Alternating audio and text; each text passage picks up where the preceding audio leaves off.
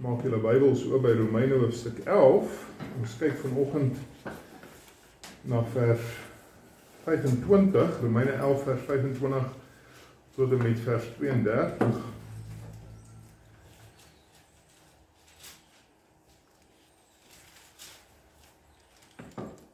Romeine 11 vers 25, want ek wil nie hê, broeders, dat julle hierdie verborgenheid nie moet weet, sodat julle nie eie wys mag wees nie.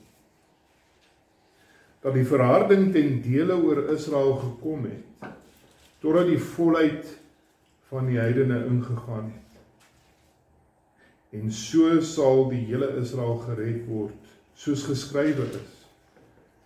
Die verlosser sal uit Sion kom, en sal die goddelooshede van Jakob afwend, en dit is van my kant die verbond met julle, as ek julle sondes wegneem.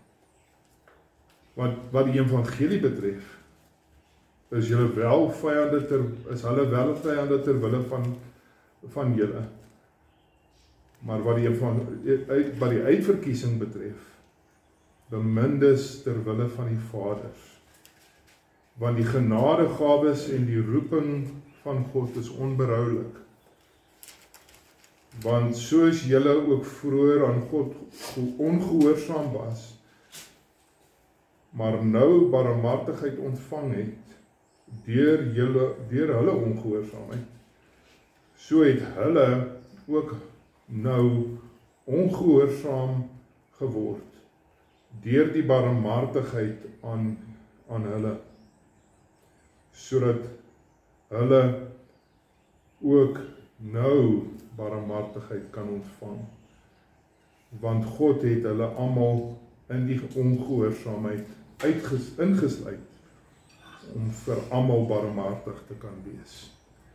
Sover die geleesde gedeelte, ek hoop julle het gesien, ek het 'n woord ingeskryf, wat nie daar is in die teks nie, dis nie omdat dit nie in die Grieks is, of in enige van die ander vertalings nie, maar van al die vertalings wat ek deurgesoek het, is dit die enigste vertaling wat dit uitlos. So dit sê iets, nee, kom ons bid. Here, ons loof en ons dankie vir die goedheid en vir u kosbare woord. En ons vra dat u ons dan sal lei en sal leer tot verheerliking van u naam uit u woord.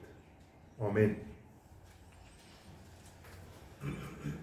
As ons aan iets verborge dink, dan dink ons aan iets wat mysterieus is, iets wat ons nie kan begryp of verstaan nie. Maar die verborgenheid van God, waarvan Paulus hier praat in vers 25, is nie iets wat onbekend is nie, dis iets wat hy bekend gemaak het. Dis nie maklik nie, dis iets wat ons nie verstaan nie, maar dit is geopenbaar in sy woord, en dit is dat God se verlossingsplan, dis God se verlossingsplan waardeur hy die Jode en die heidene gaan red. En die enigste manier hoe hy hulle uiteindelik sal red, is deur geloof in Jesus Christus. En so hierdie verborgenheid is dan onder andere bekend gemaak in die teks van Romeine 11. En God het dit eers aan Israel en die vaders bekend gemaak, deur die vaders, deur Abraham, Isak en Jakob. En toe het hy dit as gevolg van hulle ongeloof aan die heidene bekend gemaak, in ons dag nog steeds. En dit was tot redding van die heidene, maar dit was ook om Israel jaloers te maak, sê die Here. Indien die Jood, vers 23, sy ongeloof sal laat staan, en in die Here Jesus Christus glo, sal die Jood gered word. Deur die genade van God, deur die geloof van Jesus Christus, is daar ook redding vir Jode, selfs in ons dag. Want God het vir homself uit elke stam, volk, nasie en taal mense geroep. Vir homself mense uitgekies, ook uit die Jode. En so dit bring ons by hierdie besondere werkplan wat Paulus dan nou weer eens nog 'n keer vir ons mooi duidelik uitspel, hoe God werk onder die Jode, hoe God werk onder die heidene in sy verlossing. En so die verborgenheid van ons verlossing wys bloot net vir ons God in sy barmhartigheid sal die uitverkorenes red. En dis ons fokus dan vanoggend. En hy gee dan vir ons hier in die teks 3 beskrywings van God se plan. Die eerste ding van God se plan wat hy vir ons wys is die volheid van sy uitverkiesing of sy uitverkorenes. Die volheid van sy uitverkorenes vers 25 tot 27. Terwyl daar talle in Israel is wat nie in die Here Jesus Christus glo nie, sal daar altyd 'n oorblyfsel uit Israel bly staan wat in die Here Jesus Christus as Messias glo. Dis wat Paulus hier in vers 25 vir ons sê, wanneer hy praat oor die verharding ten dele oor Israel. Let op wat die teks sê, 'n verharding ten dele oor Israel. Dit gaan nie oor 'n verharding wat nie almal insluit nie. Nee, daar is 'n verharding oor Israel, maar nie almal is by daardie verharding ingesluit. Daar sal altyd 'n oorblyfsel oorbly. So wat Paulus nie hier in vers 25 sê nie, hy sê nie dat daar is 'n verharding wat net gedeelteliks is nie. Die wat verhard is geheel en al verhard. En die wat verhard is nie tydelik verhard, asof dit op een of ander stadium gelig gaan word nie. Maar daar is 'n gedeeltelikse verharding oor Israel, beteken dit dat dit nie almal insluit nie.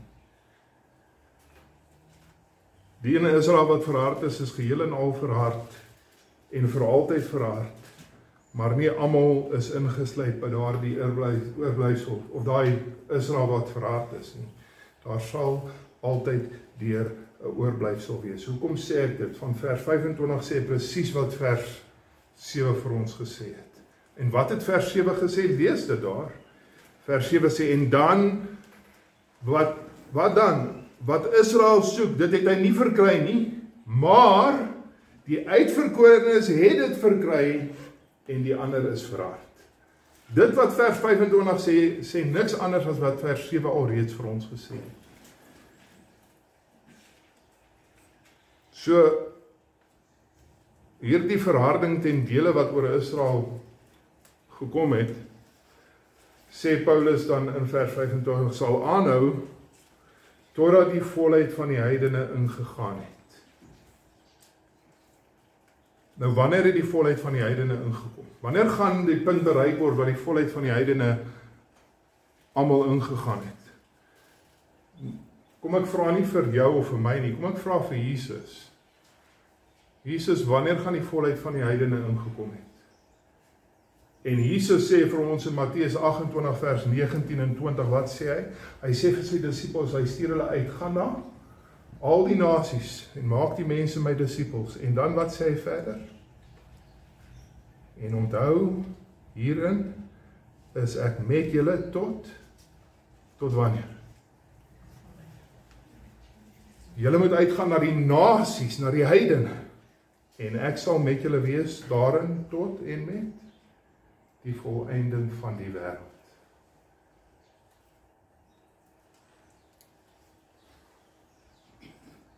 Die volheid van die heidene sal bereik word wanneer? By die volëinding van hierdie wêreld. Die uitverkorenes uit die heidene sal eers by die wederkoms van ons Here Jesus Christus volledig wees. Met ander woorde, die in Israel wat in ongeloof bly, volgens vers 23, sal verhard bly tot die einde toe. Hulle sal nooit gered word nie. Net soos die heidene wat in ongeloof sou verval, vers 21, sal daar vir hulle geen hoop wees om gered te word. So dit vra dan die vraag, wat bedoel Paulus dan as hy kom by vers 26, want vers 26 is duidelik verbind aan vers 25. En wat sê vers 26? Dit sê, en so sal die hele Israel gered word. Nou, daar's groot verskille oor wat hierdie teks beteken. Wat is hierdie hele Israel wat gered sal word? Nou, sommige sê, dit verwys letterlik na elke liewe etniese Jood deur die wêreldsgeskiedenis. Dat hulle sal almal opgewek word en hulle sal op daardie laaste oomblik gered word. Dan is daar die wat sê, nee, dit verwys na die etniese Israel wat sal nog lewend wees teen die tyd wanneer Jesus Christus se wederkoms plaasvind. Hulle sal almal gered. Dan is daar nog ander wat sê, nee, dit verwys net na sommige uit etniese Israel wat op daardie laaste oomblik gered sal word. Wat nog leef in daardie oomblik van Jesus se wederkoms. En dan is daar natuurlik nog ander, onder andere Johannes Calvin, wat sê dit verwys na die uitverkorenes onder Israel, sowel as onder die Grieke, onder die heidene. Beteken dit verwys na die hele kerk van Christus.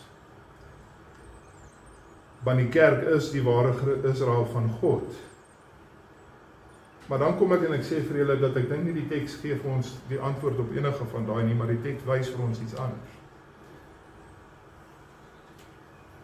Die teks lei ons om te verstaan dat as vers 25 praat van die volheid van die heidene,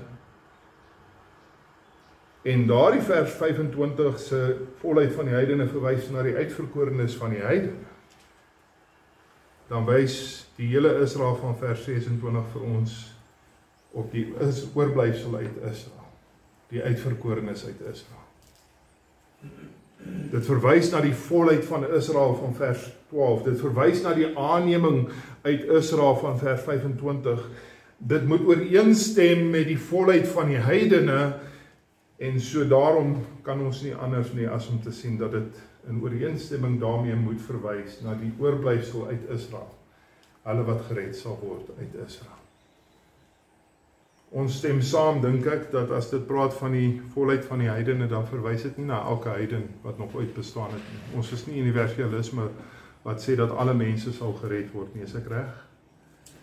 Wel, dan kan die volheid van Israel in vers 12 nie verwys nie. Nou hier het ek laas 2 weke terug al met julle bespreek. Dit kan nie verwys na die hele Israel, elke individueel nie. Want Paulus kan nie dieselfde woord 2 verskillende betekenisse in dieselfde teks gee nie. En weer eens dan die hele Israel verwys na die uitverkorenes, die oorblyfsel uit Israel. En so sal hulle gered word, sê in vers 50. Hoe sal hulle gered word? Hulle sal op dieselfde manier gered word as die volheid van die heidene gered word. Hoe is dit? Vers 26b, soos geskrywe is. Hoe sal die hele Israel gered word? Hoe sal hulle gered word? Die verlosser sal uit Sion kom en sal die goddeloosheid van Jakob afwend, en dit is van my kant af die verbond met hulle, sê die Here. As hulle sondes, ek sal hulle sondes wegneem. Nou wat gebeur hierso wanneer Paulus daar in vers 26b en vers 27, dit is 2 aanhalings uit Ou Testamentiese tekste. Die eerste van daardie tekste is 'n belangrike teks, die tweede een is bloot net om sy punt duidelik te maak. Maar die eerste een van daardie aanhalings is Jesaja 59 vers 20 tot 21. Hoekom is dit 'n belangrike verwysing, 'n belangrike teks? Julle kan dit maar self gaan opkyk. Maar Jesaja 59 gaan nie oor Jesus se wederkoms nie. Jesaja 59 gaan oor Jesus se eerste koms.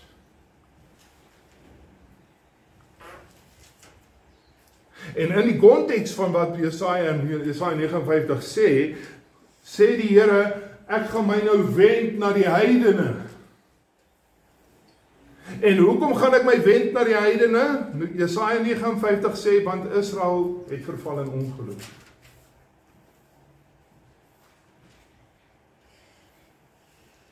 En ten spyte van dit, ten spyte dat die Here ek my nou gaan wend tot die heidene, sal ek nog steeds uit Israel 'n oorblyfsel oorhou. Dis waarna Jesaja 59 verwys, die groter konteks van daai teksgedeelte.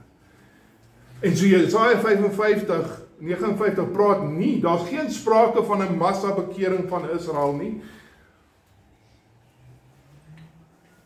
Dit gaan nie oor die bekering van die volk nie, dit gaan eintlik oor die verlossing van die heidene. Maar ten spyte daarvan dat God homself sal wend na die heidene, sal daar altyd steeds 'n oorblyfsel uit Israel wees, aan wie hy getrou sal bly. So die hele Israel, vers 26, in ooreenstemming met die volheid van die heidene van vers 25, verwys na die oorblyfsel van Israel. Dit verwys na hulle wat in die Here Jesus Christus sal glo, want hy sal die verlosser wees wat uit Sion kom, Jesus Christus. En hy sal die goddeloosheid van Jakob afwend, ja, vers 26 weer. En hy sal kom, Jeremia 31 vers 34, hy sal kom om hulle sondes van hulle weg te neem. Dis die aanhaling uit vers 27. Dit verwys na sy eerste koms, dit verwys nie na sy tweede koms nie, dit verwys dus nie na 'n gebeurtenis kort voor die wederkoms van Jesus Christus, wanneer massas Jode hulle self sal bekeer nie. Dit verwys na die deurlopende bekering van Jode, wat na Jesus Christus sal kom reg deur die hele heilsgeskiedenis en sal aanhou kom tot die einde toe. En so sal die hele Israel geres word. Hulle sal gered word, elkeen deur die genade van God, deur sy uitverkiesing, deur te glo in Jesus Christus, die enigste verlosser wat hulle kan red. En dit is presies dieselfde as hoe God die heidene red, is dit nie? Dit is presies soos hy die heidene red. Daar is nou geen meer onderskeid nie, sê Paulus in Romeine 1:16, hy sê, in Christus, want Christus is die krag tot redding van elkeen wat glo, eerste die Jood, maar ook die heiden, ook die Griek.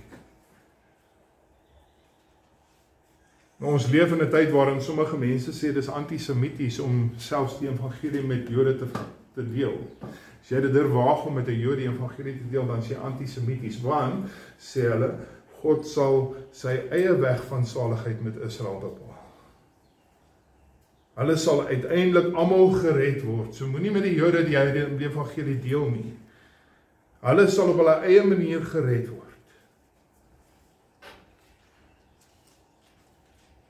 Maar broer en suster, daar is net een weg tot saligheid. Daar is net een hoop vir hierdie wêreld, of jy nou 'n Jood is of 'n Griek. Daar is net een weg.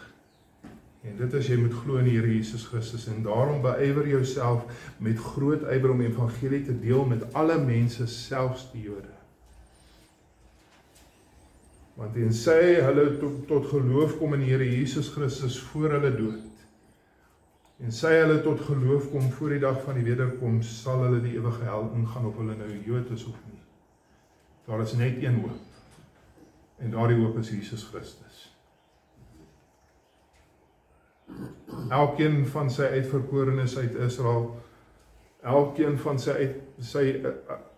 uitverkorenes uit die heidene, sal deur geloof in Jesus Christus kom, een vir een in hierdie era, die tyd van die evangelie tydperk, waarin ons onsself bevind.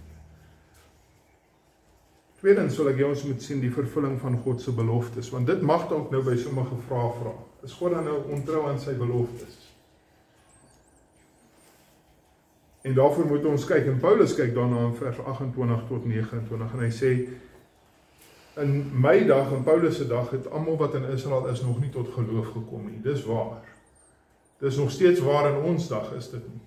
Dat daar nog steeds, terwyl daar nou meer mense uit Israel was, wat intussen tot geloof gekom het as wat daar was in die dae van Paulus, is daar nog steeds baie wat deel sal wees van God se uitverkorenes wat nog nie by die evangelie gekom het nie. So Paulus sê, nie almal wat uit die uitverkorenes van Israel was, het nou al tot geloof gekom nie.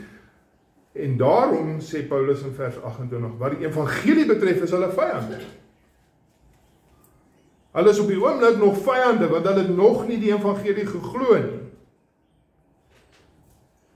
Hulle is deel van God se uitverkorenes uit Israel, maar hulle het nog nie tot geloof gekom nie, maar daarom is hulle, dit wat die uitverkiesing betref, sê hy vers 28, is hulle welbemindes ter wille van die Vader. So wat sê Paulus? Hulle het nog nie die evangelie geglo nie, daarom is hulle tans in hulle posisie voor mense, is hulle die vyande van God, maar hulle is deel van die uitverkorenes van God, wat uiteindelik sal glo, en daarom is hulle op grond van die uitverkiesing, is hulle die bemindes van God. So op die oomblik rus die toring van God oor hulle ongeloof, omdat hulle die Here Jesus Christus verwerp. Maar uiteindelik sal elkeen van die uitverkorenes uit Israel inkom sal elkeen van die uitverkorenes uit Israel in die Here Jesus Christus glo. En dan sal hulle nie meer voorwerpe van God se toorn wees nie, maar van God se liefde. Hulle sal sy bemindes wees. Dis van hierdie uitverkorenes wat God in vers 26 sê, wat God in vers 26 sê, ek sal hulle godloosheid afwek. Dis van hierdie uitverkorenes van wie God in vers 27 sê, ek sal hulle sondes wegneem. En hulle sal my bemindes word, sê Paulus. Bemindes as gevolg van die uitverkiesing, maar terwille van die Vader. Wat bedoel Paulus met dit? Wat bedoel hy met terwille van die Vader? Wel, terwille van die Vader het God beloof om altyd 'n oorblyfsel uit Israel te red. Neem julle na Jesaja 10, Jesaja 10 vers 22 tot 23. Want al was jou volk, o Israel, soos die sand van die see, net 'n oorblyfsel van hulle sal terugkom. Die verdelging is vasbesluit en vloei oor die geregtigheid. Want die verdelging wat pas besluit is, sal die Here van die leerskare voltrek in die midde van die hele aarde. Wat sê Jesaja 10? Hy sê dat daar sal net 'n oorblyfsel uit die hele volk van Israel oorbly. Dis presies wat Paulus vir ons gesê het in vers 5, né? In vers 5, wat het hy gesê in vers 5? Net so is daar dan ook in die teenwoordige tyd 'n oorblyfsel ooreenkomstig die uitverkiesing van die genade. Net 'n oorblyfsel van Israel. In ooreenstemming met God se genade. God se belofte aan Abraham, kom ons vergeet nie, God se belofte aan Abraham was nooit dat die hele volk van Israel gered sou word. God se belofte aan Abraham, Genesis 17 vers 5, is dat God het beloof, ek sal jou die vader maak van baie nasies. Van baie nasies.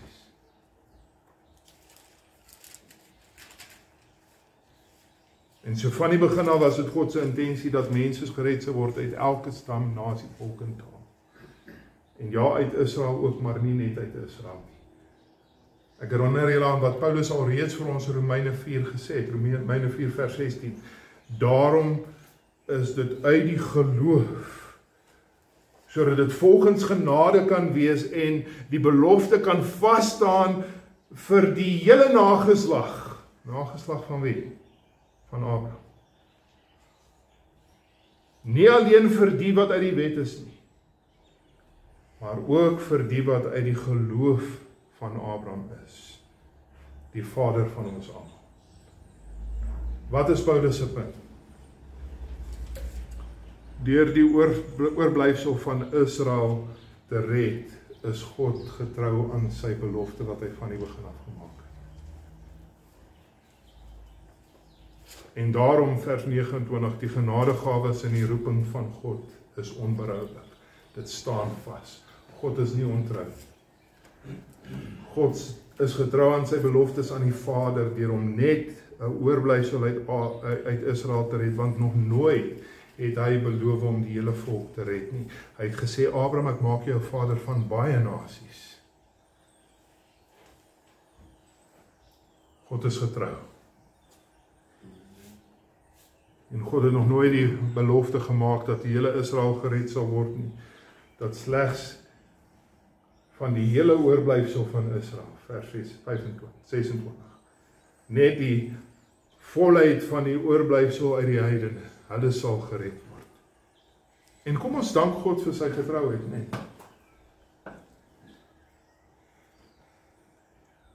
As God nie getrou was nie, hoe sou die evangelie by ons gekom het? Want hier sit ons vanoggend, die meeste van ons is heidene, is dit nie, ons kom uit die heidene. En God in sy getrouheid het sy belofte aan Abraham nie vergeet nie. Nie die vader van Israel nie, die vader van baie nasies. En daarom het ons hoop. Maar hier's die ding, broer en suster, maak seker jou hoop is vas. Maak seker dat jou hoop is geheel en al in Jesus Christus as jou verlosser, dat jy geen gewig of geen gesag aan jou eie werke gee asof dit jou moet red. Maar die Jode is dit nie. Die Jode het gedink dat hulle gered kan word deur hulle eie werke. Dis nou weer terug by Romeine 9 vers 31 en 32, nee. Hulle het gedink hulle kan hulle self red deur hulle eie goeie werke. En kom ons kyk om ons, nee. Selfs binne in die kerk, en ons vra vir onsself, hoeveel mense poog om hulle self te red deur hulle eie goeie werke?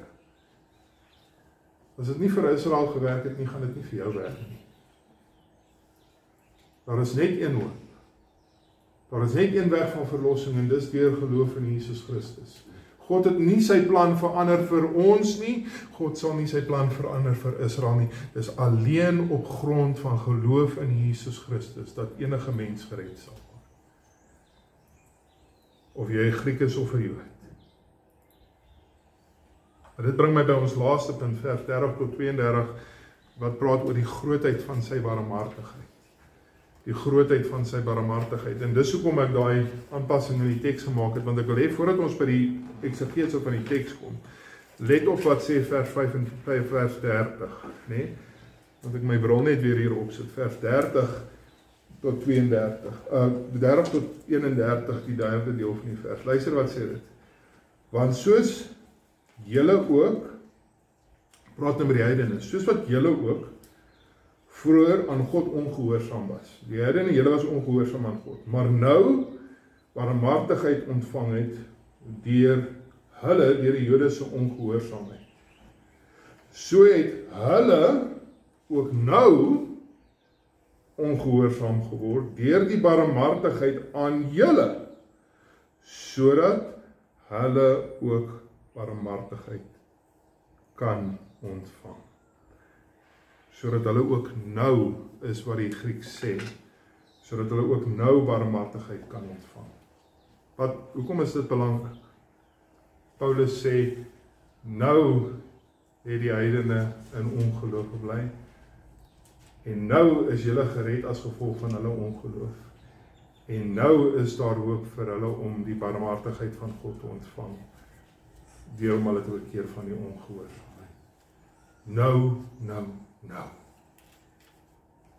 Nou reeds, dis nie 'n toekomstige gebeurtenis hier. Dis iets wat reeds in Paulus se dag besig was om te onthou wat het in vers 14 gebeur. Paulus wil self deel hê aan hierdie oorblyfsel. Hy wil self deel hê aan hierdie bewerking van die mense van God wat gered sal word, hierdie hele volheid van Israel. Reeds in sy dag en reeds in ons dag is dit besig om te gebeur. God is reeds besig om sy oorblyfsel uit Israel te red, nou in die oomblik.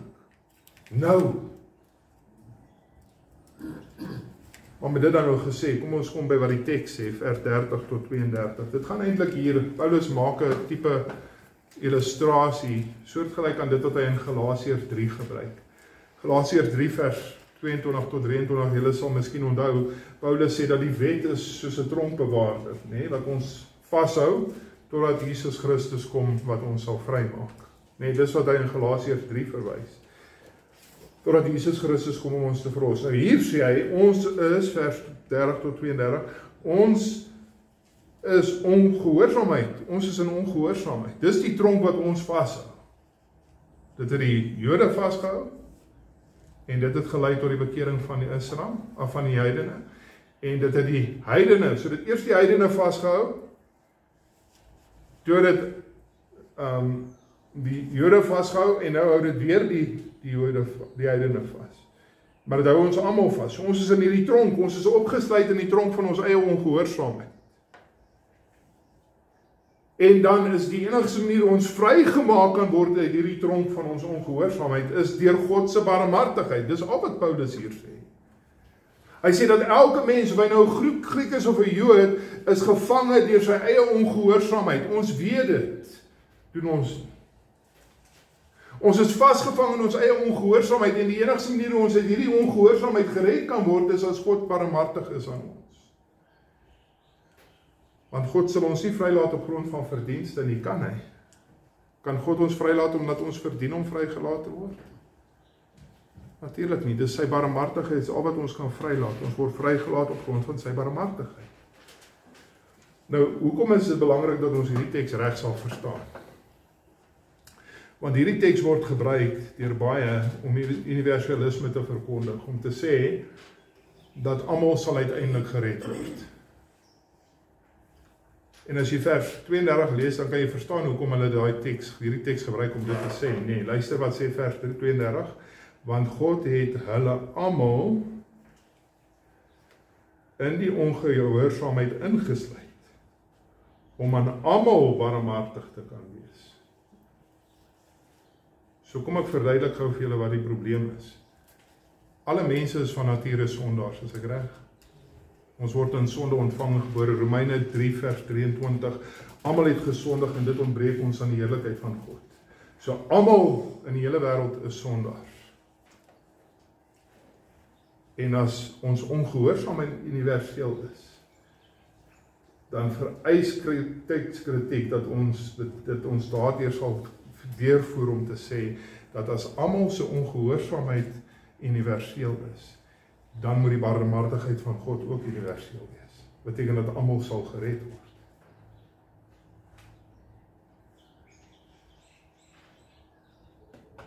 Maar Paulus skryf hier in 'n konteks, en daai konteks is belangrik. Vers 32 staan nie op sy eie nie, dit staan in die omliggende konteks van Romeine 11. En dan vra ek die vraag, praat Romeine 11 van die verlossing van alle heidene? Die volheid van die heidene is nie alle heidene, dis die wat in Jesus Christus glo. Praat Romeine 11 van die verlossing van al die Jode? Die konteks is belangrik. Dit praat van God se barmhartigheid wat hy sal bewys aan wie hy dit wil bewys. En wie is dit aan wie hy dit wil bewys? Dit moet verwys na die oorblyfsel. Dit moet verwys na die uitverkorenes uit die heidene, want as dit nie doen nie, dan beteken dit vers 32 beteken universalisme en almal sal gered word. Dis die uitverkorenes onder Israel, dis die uitverkorenes onder die heidene wat sonder verdienste enkel alleen deur geloof in Jesus Christus gered sal word. Die volheid van Israel en die volheid van die heidene sal gered word alleen omdat God aan ons barmhartigheid bewys. Maar hier's die vraag, broer en suster, vriende. Die vraag wat ek jou nou moet vra is jy losgemaak van jou tronksel van ongehoorsaamheid? Is jy losgemaak van jou tronksel van ongehoorsaamheid? Het jy die barmhartigheid van God ontvang? Of leef jy nog voort in jou sonde, sonder nadenke, sonder begeerte om te bekeer? Leef jy nog in jou tronksel waarin hy jou meester is, jou sonde jou meester is?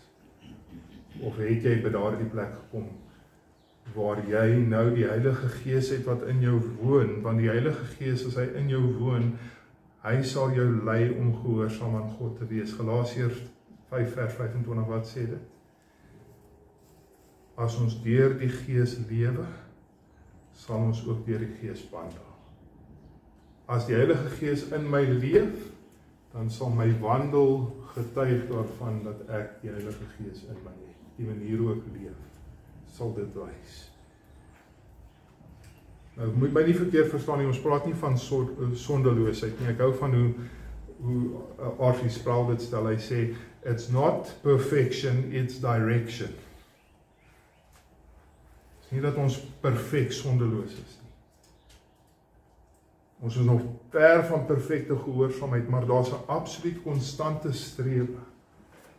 'n strewe om te doen dit wat God eer.